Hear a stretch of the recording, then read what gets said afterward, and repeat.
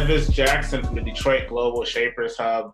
As you know, we've been talking to you about the upcoming November election here in Detroit, Michigan, and what Detroiters think about electoral politics and the effect that our government has on their day-to-day life, in all 7 of Detroit's council districts.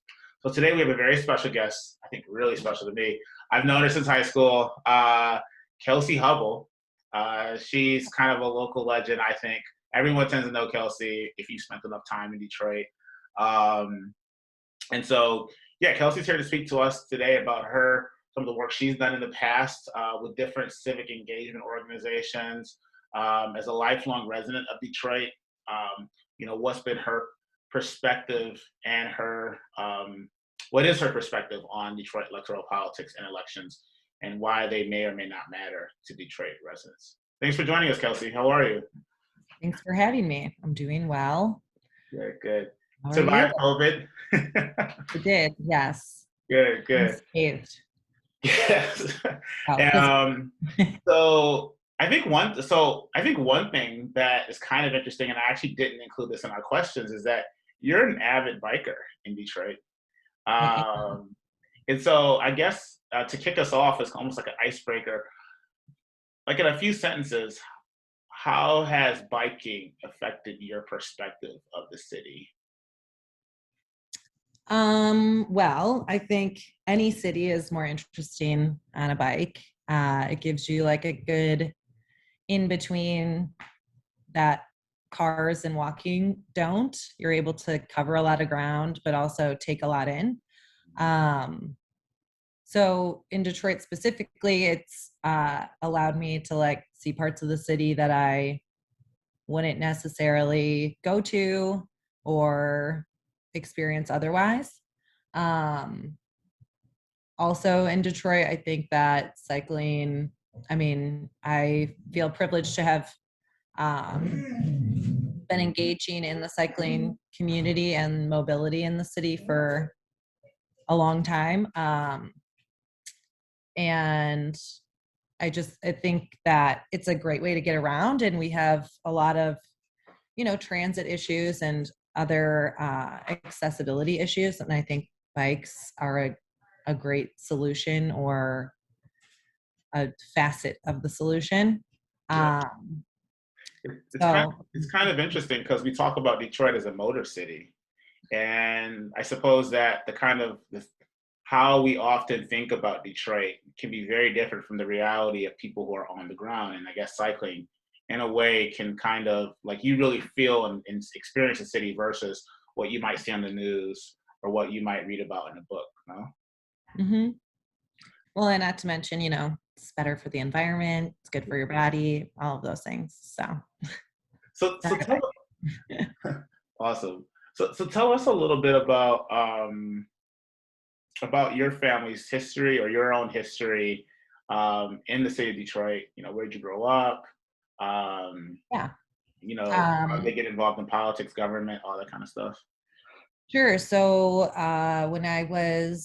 when my parents are both were born and raised in Detroit, my dad on the west side, my mom on the east side. I grew up on the east side of Detroit in the Morningside neighborhood. And my parents have always been heavily involved in just the grassroots community organizing element. My mom was always block club president. They were always volunteering and getting people involved in just in the local community. My dad worked for the city under Mayor Archer.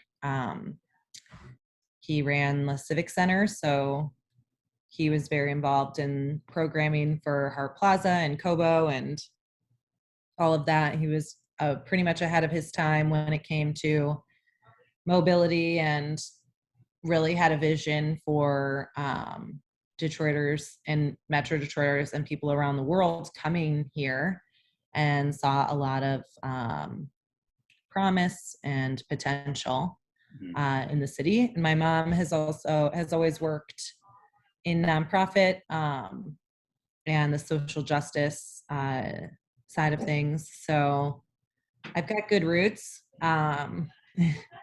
And yeah, and then I went to Wayne State for urban studies and have done my fair share of work on local elections and for local organizations, one of which is Citizen Detroit, which we can talk a little bit about as well. Yeah, I think that's a really good. So thanks for running through that history. As someone who remembers '90s Detroit and all the Hart Plaza, I mean, Hart Plaza was such between Hart Plaza and Belle Isle, there was just so many parades and festivals all the time, and I feel like we're still not back there yet. But we will. I'm sure we can be though. So talk about Citizen Detroit and what your work was there. And I've been to a few of their events there, and I've always been really impressed by the work you all were doing Yeah, Citizen Detroit was a nonprofit started by Sheila Cockrell, originally through Wayne State University, and then they broke off to their own 501c3. And the purpose of the organization is to educate Detroiters and engage Detroiters on local policy and politics and upcoming elections and issues that affect them. Um, and yeah, like you said, we did a lot of in-person events, dinner and dialogues, panel discussions, um, really taking some of the local issues or candidates running or whatever was relevant at the time, in breaking it down into a very digestible, understandable uh, format, so you could ask questions and be engaged and learn about things without feeling overwhelmed or um, just overwhelmed. in doing that work. Do you feel that the folks who are coming out were those who may have already been a little bit more engaged and a little more, at least had a more rudimentary understanding of how our politics work in the city and how services get delivered?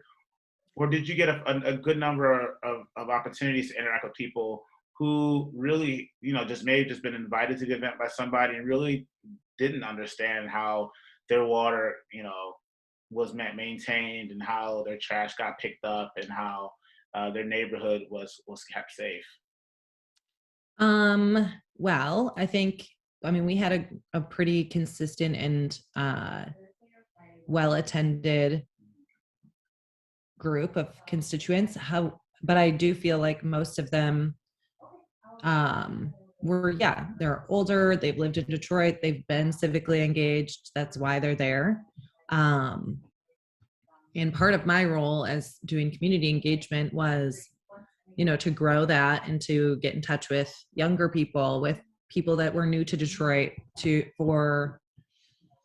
we worked on this project with the Detroit Public Schools, doing high school stuff with high schoolers, teaching them about what civic engagement is, how they can get involved, how they can register to vote.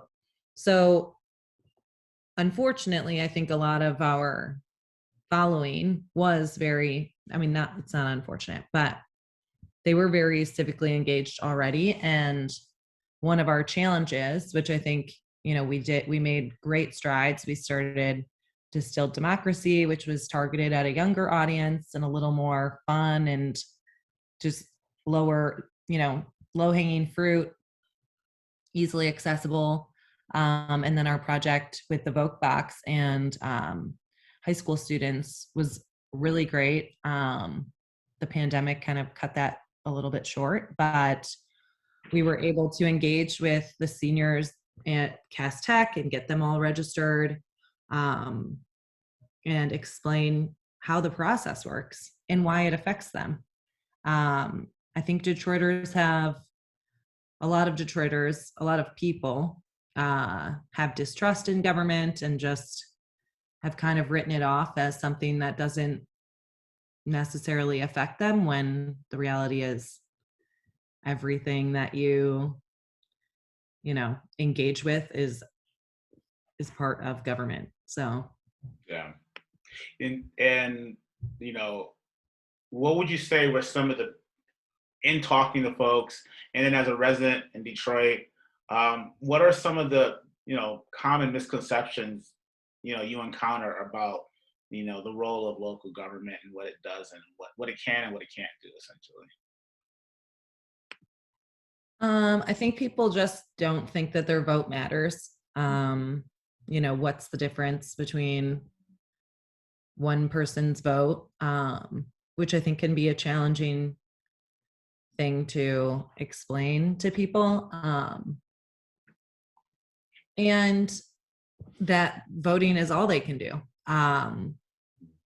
There is so much more beyond showing up at the polls that isn't difficult or time consuming, but that can push the needle on issues that matter. So that can be it doesn't necessarily have to feel political, volunteering at your local soup kitchen, or riding the bus instead of taking your car, or supporting a local business instead of shopping from Amazon. These are all little ways that you can engage civically with your community, and I don't think people always consider that. Yeah, I think that's a great point. I think it's sort of like if you come from the Christian faith perspective, it's like, well, if you really want to reach out to folks at Easter and Christmas time, then it's not going to be surprising that they're not going to be that involved with the community outside of those times, right? We just make only a big deal about showing up for services. Right. So there's a lot more Sure. that's going on. Sweet. Yeah. So here's a personal question, and feel free to plead the fifth. As someone who rides around in different neighborhoods, some that are more resourced than others, do you feel that folks are justified in feeling that the voting and elections really don't change the way neighborhoods look and feel? Maybe that kind of builds on your point that that voting alone won't make a difference. But then, what do you feel about that kind of position that elections really don't change anything in Detroit? Well, elections won't change anything unless you hold your elected officials accountable. So,